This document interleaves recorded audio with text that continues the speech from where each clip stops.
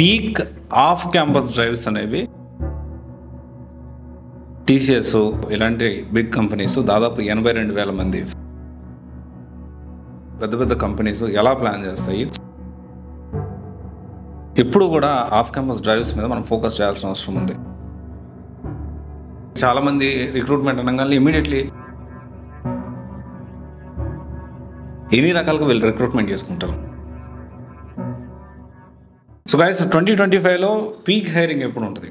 So జనరల్గా ఏంటి అంటే మీరు తమిళనాడు చూపించినట్టు పీక్ ఆఫ్ క్యాంపస్ డ్రైవ్స్ అనేవి జూలై నుంచి ఉండబోతున్నాయి. సో ఈ త్రూఅవుట్ ది ఇయర్ ఎలా ఉంటుంది, స్ట్రాటజీ ఎలా ప్లాన్ చేసుకోవాలి. సో నెక్స్ట్ 2026 ఇయర్లో 2025-2026లో టీసీఎస్ తర్వాత ఇన్ఫోసిస్, విప్రో ఇలాంటి బిగ్ కంపెనీస్ దాదాపు 82,000 మంది ఫ్రెషర్స్ ని హైర్ చేసుకుంటామని చెప్పాయి. సో దాని ప్లాన్ గా ఎలా మనం ముందుకెళ్ళాలి, అసలు జనరల్ గా ఇయర్ పెద్ద పెద్ద కంపెనీస్ ఎలా ప్లాన్ చేస్తాయి, సో అసలు రిక్రూట్మెంట్ ప్రాసెస్ ఎలా ఉంటుంది, సో ఎప్పుడు ఏ కంపెనీస్ లో ఉద్యోగాలు ఉంటాయి అనే దాని గురించి. ఫర్ ఎగ్జాంపుల్ జూన్ లో జరుగుతుంది, నెక్స్ట్ జూలై వస్తుంది, జూలై నుంచి సెప్టెంబర్, అక్టోబర్ వరకు ఎలాంటి కంపెనీస్ ఉంటాయి, డిసెంబర్, నవంబర్ ఎలా ఉంటుంది, మళ్ళీ జనవరి నుంచి మార్చి ఏ కంపెనీస్ ఎక్కువగా రిక్రూట్మెంట్ చేసుకుంటాయి. సో ఈ మొత్తం డీటెయిల్స్ అనేవి ఈ వీడియోలో మనం మాట్లాడుకోవడానికి ప్రయత్నం చేద్దాము.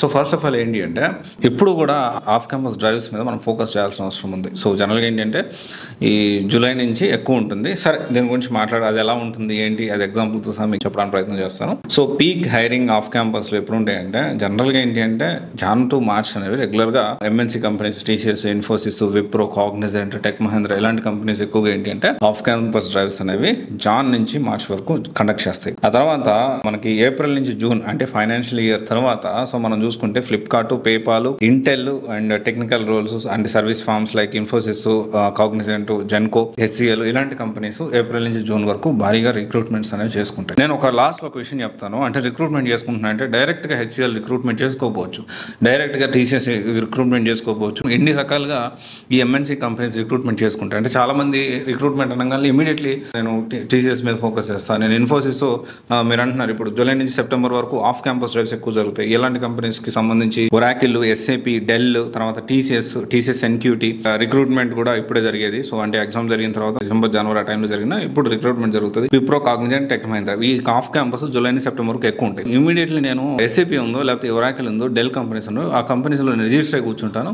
నాకు నోటిఫికేషన్ వస్తుంది కదన్నా, నేను ఇంటర్వ్యూ అటెండ్ అయితే జాబ్ కొడతాను. సో యాక్చువల్లీ ఎంఎన్సీ కంపెనీస్ ఎన్ని రకాలుగా రిక్రూట్ చేసుకుంటాయి, సో అది కూడా మనం ఫోకస్ చేయాలి, దాని గురించి కూడా మాట్లాడుకుందాం. అయితే దీని తర్వాత సో జూలై నుంచి సెప్టెంబర్ వరకు ఆఫ్ క్యాంపస్ డ్రైవ్స్ ఈ కంపెనీస్ రిక్రూట్మెంట్ చేసుకుంటాయి. ఎస్ డైరెక్ట్ కూడా చేసుకుంటాయి, సో దాని గురించి కూడా మాట్లాడదాం. తర్వాత అక్టోబర్ నుంచి డిసెంబర్ ప్రోడక్ట్ డెవలప్మెంట్ కంపెనీస్ ఉంటాయి కూడా, దానికి సంబంధించి ఐబిఎం, సిస్కో, కన్సల్టింగ్ ఫార్మ్స్ అంటే ఏడబ్ల్యూఎస్, పీడబ్ల్యూసి, డెలాయిట్, ఈవై, కేపీఎంజీ ఇలాంటి కంపెనీస్ తీసుకుంటాయి. సో ఫ్రెషర్స్ టార్గెట్ ఎప్పుడు కూడా ఏంటి అంటే సో టీసీఎస్, ఇన్ఫోసిస్ జనవరి నుంచి మార్చ్ వరకు పీక్ హైరింగ్ ఉంటుంది. నెక్స్ట్ ఇయర్ టార్గెట్ కూడా 2026 నెక్స్ట్ 82,000 మంది వరకు తీసుకోవాలని ఈ టీసీఎస్, ఇన్ఫోసిస్ ఇలాంటి కంపెనీస్ ప్లాన్ చేస్తాను, బిగ్ 4 కంపెనీస్.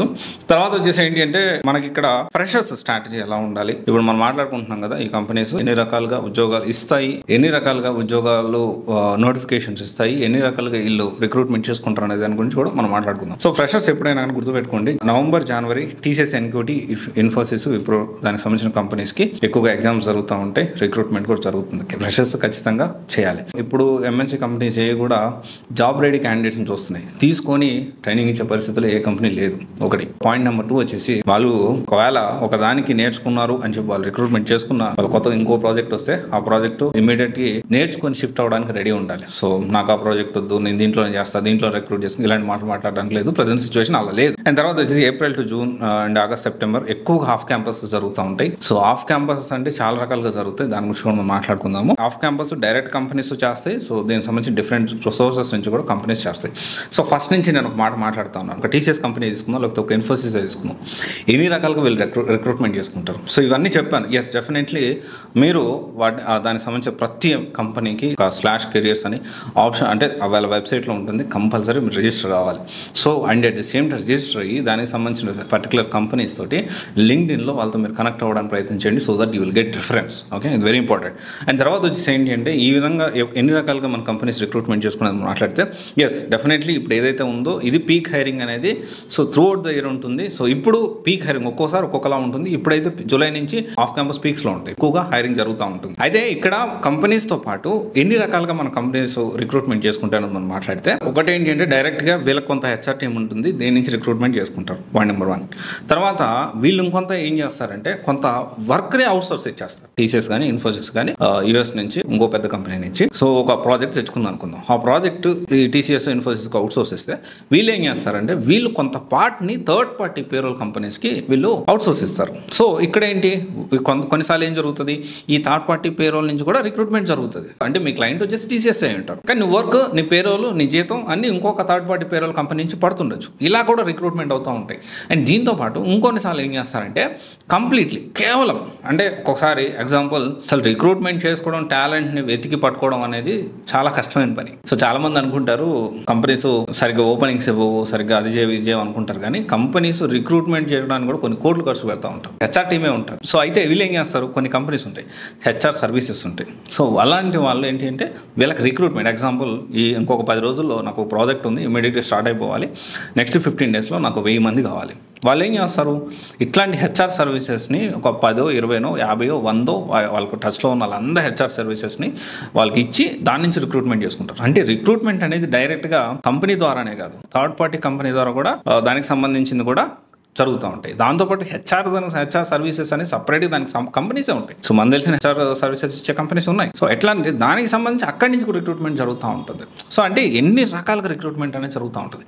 కాకపోతే ఇప్పుడు ఏంటి అంటే మనము స్కిల్ నేర్చుకోవడానికి ఎంత ఫోకస్డ్గా ఉంటామో, ఎంత ఫోకస్గా ఎంత టైం స్పెండ్ చేస్తామో, కానీ జాబులు వెతుక్కోవడానికి చాలా తక్కువ టైం స్పెండ్ చేస్తూ ఉంటారు. అంటే పోతారు లింక్డ్ఇన్, తర్వాత నౌకరీ, ఇంకొక 5-6 వెబ్సైట్లో, ఇంకొక 5-6 జాబ్ పోర్టల్స్లో చూసి దాంట్లో జాబ్లు అప్లై చేస్తూ ఉంటారు. ఒక నెల చూస్తారు, నాకు జాబ్లు రావట్లేదు అంటారు. అట్లా కాదు, యాక్చువల్లీ ఏంటి అంటే there are plenty of opportunities, plenty of resources నుంచి లింక్డ్ఇన్ ద్వారా ట్రై చేయాలి, లింక్డ్ఇన్లో రెఫరెన్స్లు తెచ్చుకోవాలి, రెఫరెన్స్ నుంచి పరిచయం పెంచుకోవాలి. చాలా మంది సోషల్ మీడియా యూజ్ చేసి అమ్మాయిలు పరిచయం చేసుకొని లేకపోతే అబ్బాయిలు పరిచయం చేసుకొని డేటింగ్ కావడం కాదు. సో చాలా ఇది కూడా మీరు ఫోకస్ చేయండి. లింక్డ్ఇన్ ద్వారా మనం పెద్ద నెట్వర్క్, దాని నుంచి రెఫరెన్స్ తెచ్చుకోవచ్చు మనము. It's very important. సో ఈ విధంగా ఏంటి అంటే ఒక ఇయర్లో పీక్ హైరింగ్ అనేది ఖచ్చితంగా ఉంటుంది. ఒక్కొక్కసారి ఇప్పుడు జనవరి, ఫిబ్రవరి ఓవరాల్గా సరే కొన్ని కంపెనీస్, ఎంఎన్సీ కంపెనీస్ వాళ్ళు రిక్రూట్మెంట్ చేసుకున్నప్పటికీ ఓవరాల్గా పీక్ హైరింగ్ ఉంటుంది. తర్వాత సో ఏప్రిల్ నుంచి జూన్కి ఫైనాన్షియల్ ఇయర్ అయిపోయిన తర్వాత కొన్ని కంపెనీస్ రిక్రూట్ చేసుకుంటాయి. సో ఆ తర్వాత జూలై నుంచి సెప్టెంబర్ వరకు ఇంకొన్ని కంపెనీస్ పీక్ హైరింగ్లో, ఎస్పెషల్లీ ఆఫ్ క్యాంపస్ డ్రైవ్స్ అనేవి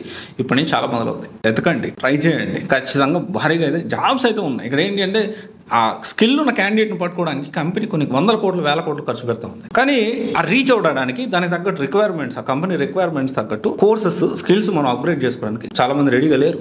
దిస్ ఇస్ రియాలిటీ. నిజంగా చెప్తా ఉన్నా, ఇప్పుడు కూడా రెడీగా లేరు. అన్న నేను ఈ కోర్స్ నేర్చుకున్నా, నేను ఈ మోడల్స్ నేర్చుకున్నా, దీంట్లోనే ఉద్యోగం రావాలి. చాలా మంది రెడీగా లేరు, అప్డేట్ అవ్వడానికి రెడీగా లేరు. అప్డేట్ అయ్యి ట్రెండ్ ప్రకారం ఎప్పటికప్పుడు మౌల్డ్ చేసుకుంటూ, మనల్ని మనం మౌల్డ్ చేసుకుంటూ, కొత్త స్కిల్స్ నేర్చుకుంటూ ముందుకెళ్ళాలి. This is life. Present generation ఇలాగే ఉంది. ఇప్పుడున్న సినారీలో, ఇప్పుడున్న ఏఐ జనరేషన్లో మనం సర్వే అవ్వాలి, మనం ఎదగాలి, గ్రో అవ్వాలి అంటే మనల్ని మనం ఎప్పటికప్పుడు మౌండ్లు చేసుకోవాలి, ఎప్పటికప్పుడు అప్డేట్ చేసుకోవాలి. ఒకసారి ఇది ఆలోచించండి. So thank you. This is Raj signing off.